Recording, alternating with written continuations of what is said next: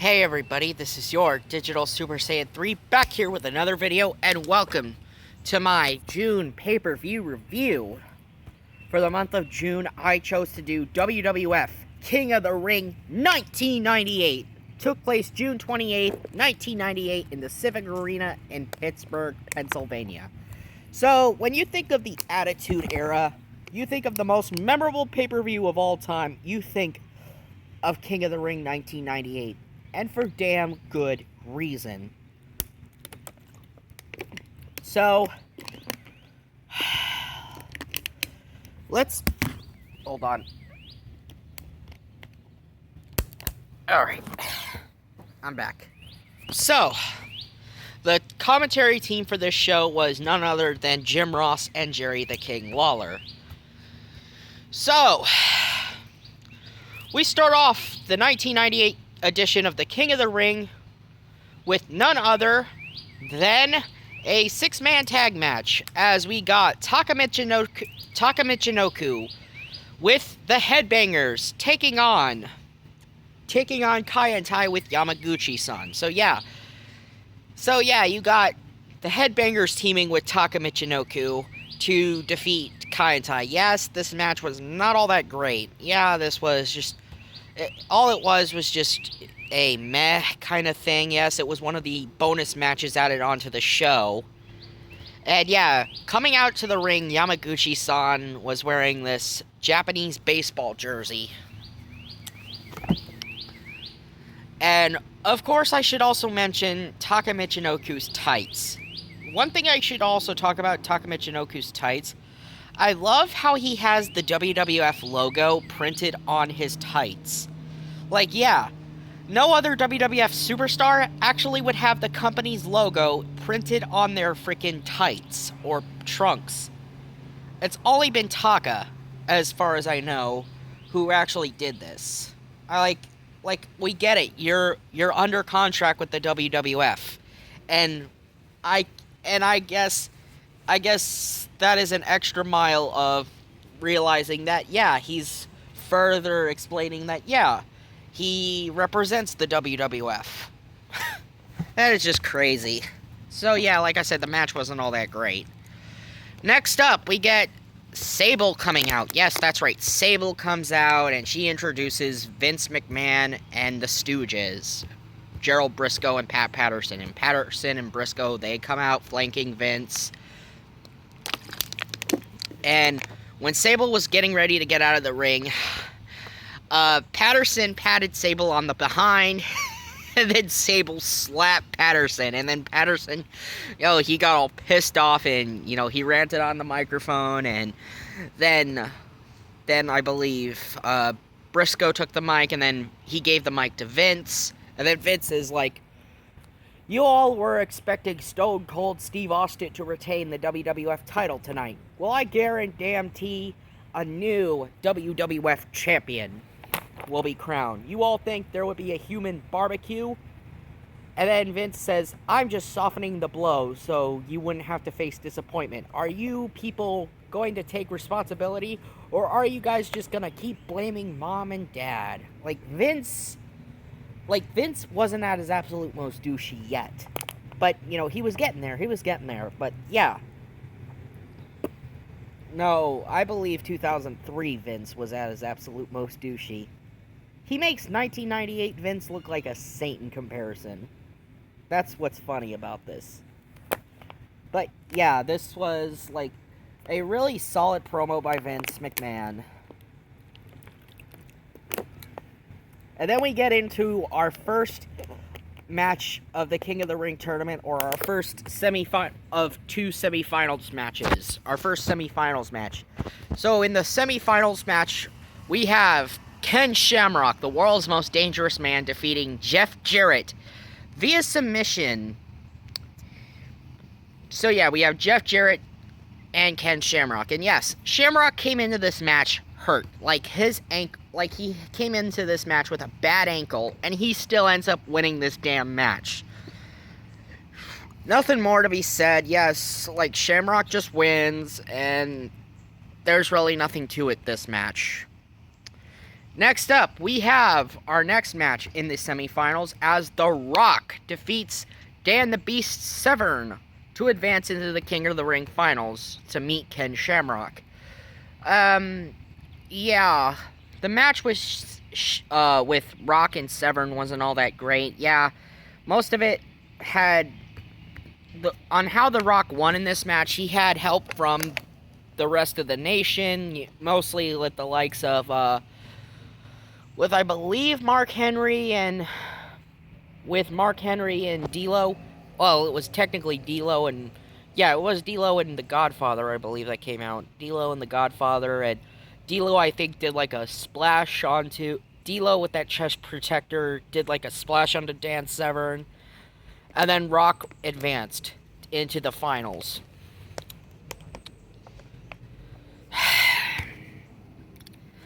Next up, we get probably one of the stupidest matches on this show. As we got Too Much, Scott Taylor, the future Scotty Too Hottie, teaming with Bryan Christopher, aka the future Grandmaster Sexay, defeating Al Snow and Head in a tag team match with Jerry the King Lawler as the special guest referee.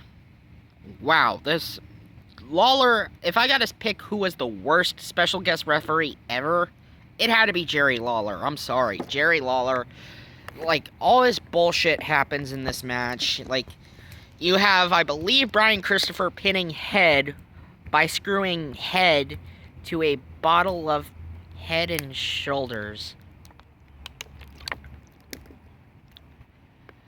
And there was a double pin, but in the end, Too Much had their hand raised in victory.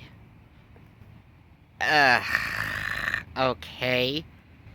And if Al Snow loses, we wouldn't see him again. Even though technically that would be totally false and totally pointless, because this match was totally pointless, because Al Snow would appear again, so it really didn't matter, because he would definitely continue to be a frequent appearance on WWF television, so this match was sort of pointless. Next up, we get our next match, which is XPac defeating Owen Hart in an 8-minute match. This was not as good as their match from 1994's King of the Ring, but, you know, it is what it is. Owen came in with a concussion, and, you know, they talk about X-Pac's series of neck injuries as the 1-2-3 Kid, since X-Pac was originally employed by the WWF in the early 90s as the 1-2-3 Kid. But yeah, they touched upon both Owen Hart's concussion, or the fact that Owen has staples in his head, and, you know, China got involved in this match, and so did the members of the nation. Like, Mark Henry got involved, did a body splash on X-Pac, and then Vader came out and he brawled with Mark Henry, and then how the match ends, right as Owen had X-Pac in the sharpshooter, China hits Owen with a DDT, puts X-Pac on top, 1-2-3, X-Pac is your winner. So, nothing more to be said here. Speaking of more D-Generation X, here's another match featuring the D-Generation X members, as you got the New Age Outlaws defending their World Wrestling Federation Tag Team Titles against Jim Cornette's New Midnight Express. Not the old Midnight Express, the new Midnight Express, with Bart Gunn and Bob Holly. And keep in mind, Bart Gunn was a 3-time WWF Tag Team Champion when he and Billy Gunn were part of the Smoking Guns together. Yeah. Of course, you had, for DX's corner, you had China, and then in their corner, in the corner of the Midnight Express, you had Jim Cornette.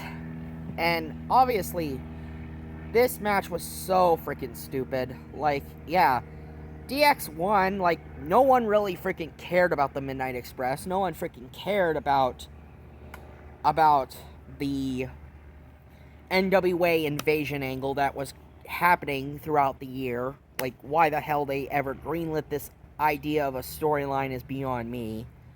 Like, no one fucking cared about the NWA storyline of the NWA invasion, because, like, Jim Cornette and his little NWA stable that he was doing, you know, they didn't matter.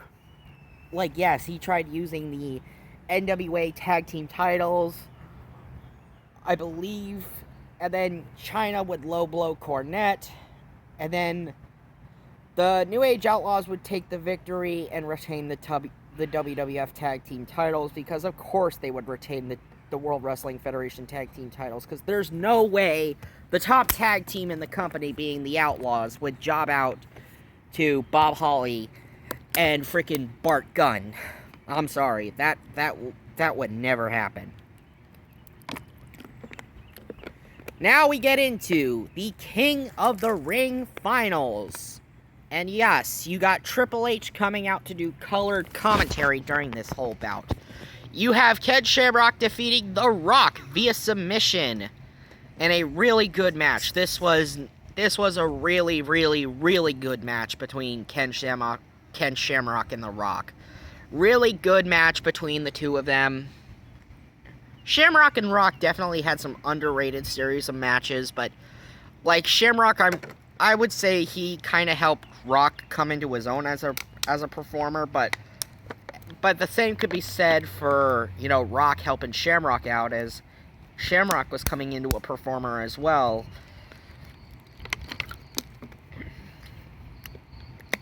And now we get to it. Our double main event. And the first of this is the Hell in a Cell match, as the Undertaker takes on Mankind.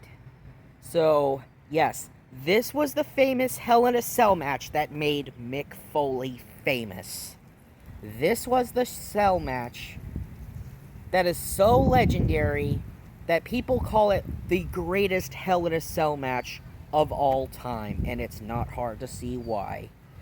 So, the bout starts off with Mankind coming out first with a steel chair, and then he throws the steel chair on top of the cage, and then he climbs the top of the cage, and then the Undertaker comes out, and he begins climbing the top of the cage. The two of them begin brawling on top of the cell, and then Undertaker throws Mankind from the top of the cell through the Spanish announce table, and JR's like, "Good God Almighty! It killed him! As God is my witness, he is broken in half!" And you see Terry Funk and EMTs and Sergeant Slaughter came out, Vince McMahon came out, and so did the Stooges. They all came out to try to help Mankind. They all tried loading Mankind up on a gurney. Mankind came back, he climbed back up to the cell, and then Undertaker then chokeslams Mankind through the roof of the cell. And then, right as EMTs come into the cell to try to help Mankind again, Undertaker climbs down from the cell. He clears the area, and then the match is officially underway, and both Mankind and the Undertaker beat the ever-loving crap out of each other. And Mankind is having to continue this match with eternal bleeding and having to have one arm, the usage of one arm. And of course, we see thumbtacks come into play in this match. We see the Undertaker get lacerated, but in the end, it was the Dead Man who prevailed. And my God, this match was incredible. It was beautiful. It was the WWF Attitude Era at its best. So now we get to our next match for the main event. The main event, it is a first blood match. Kane, the challenger, takes on WWF champion Stone Cold Steve Austin. And yes, if Stone Cold does manage to beat Kane, then Kane said it himself on Raw, "I will set myself on fire." Meaning that if Kane loses the first blood match to Steve Austin, then he will set himself on fire. But if Stone Cold loses, then Kane becomes the new WWF champion. Oh yeah, I also forgot to talk about the Paul Bearer promo on this show, but yeah, before the Cell match happened, Paul Bearer did a promo saying that tonight will be a night of vengeance for me.